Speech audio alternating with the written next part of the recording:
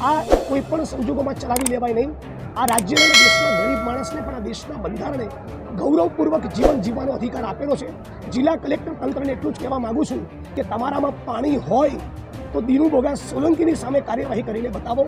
તમારામાં પાણી હોય, તમે સવાશેર સૂટ ખાઈને તમારા બાપે તમને પેદા કર્યા હોય તો ગરીબોના મકાનને ડેમોલિશ કરવાના બદલે બિલ્ડરો, ઉદ્યોગપતિઓ, કોર્પોરેટ કંપનીઓના માલિકો અને જે માલેતાજર લોકોના જે ગેરકાયદેસર બાંધકામ છે એમને તોડીને બતાવો।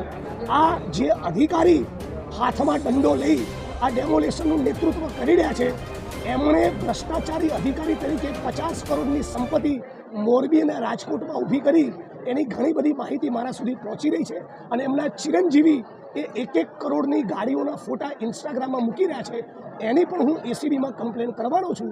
એટલે ચૂપચાપ તમે ગરીબોના ઝૂંપડા ડેમોલિશ કરવાનું બંધ કરો, બાકી તમારી અધિકારી તરીકેની કારકિર્દીને ડેમોલિશ કરી નાખીશું।